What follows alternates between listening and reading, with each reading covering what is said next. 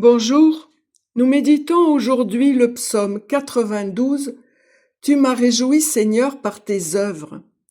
Ce psaume nous rappelle combien il est important de rester dans la contemplation, dans la méditation des œuvres de la création, car tout l'amour de Dieu y transparaît, sa sagesse aussi.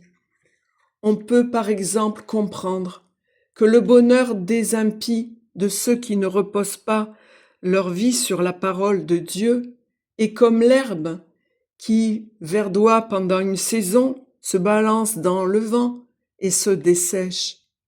En revanche, le juste qui fonde sa vie sur la parole de Dieu, qui essaye d'en comprendre le sens, il pousse comme un palmier, comme un cèdre du Liban.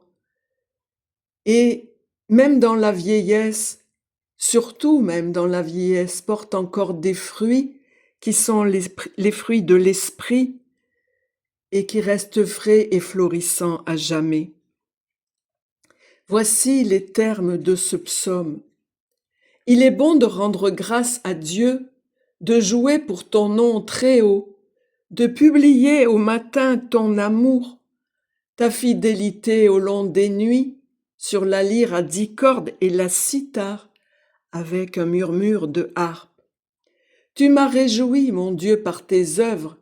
Devant l'ouvrage de tes mains, je m'écrie. Combien tes œuvres sont grandes, combien profondes tes pensées.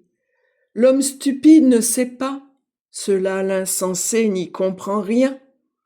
S'ils poussent comme l'herbe les impies, s'ils fleurissent tous les malfaisants, c'est pour être abattus à jamais, mais toi tu es élevé pour toujours, mon Dieu. Le juste pousse comme un palmier, il grandit comme un cèdre du Liban. Planté dans la maison de Dieu, il pousse dans les parvis de notre Seigneur. Dans la vieillesse encore, il porte fruit et reste frais et florissant pour publier que Dieu est droit, mon rocher, en lui rien de faux.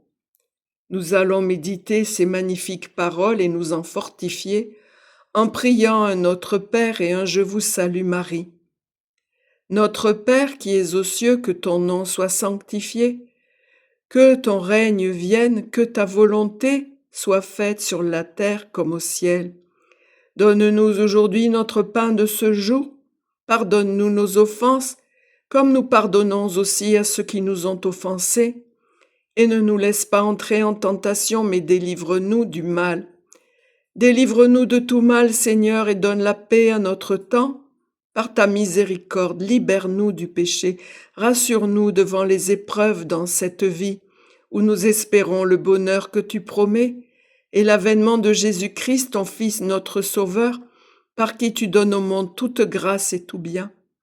Par lui, avec lui et en lui, à toi, Dieu le Père Tout-Puissant, dans l'unité du Saint-Esprit, tout honneur et toute gloire pour les siècles des siècles. Amen. Je vous salue, Marie, pleine de grâce, le Seigneur est avec vous. Vous êtes bénie entre toutes les femmes, et Jésus, le fruit de vos entrailles, est béni. Sainte Marie, Mère de Dieu, priez pour nous pauvres pécheurs, maintenant et à l'heure de notre mort. Amen. Gloire au Père et au Fils et au Saint-Esprit, comme il était au commencement, maintenant et toujours, et dans les siècles des siècles. Amen. Nous pouvons avoir une pensée pour Alberto Malouf de NDML, Notre-Dame Mère de la Lumière, car il traverse actuellement, paraît-il, l'épreuve de la maladie. Nous sommes avec lui dans cette épreuve. Que Dieu vous bénisse et vous garde. Je vous dis donc à demain pour le psaume 93, Dieu règne vêtu de majesté. Au revoir.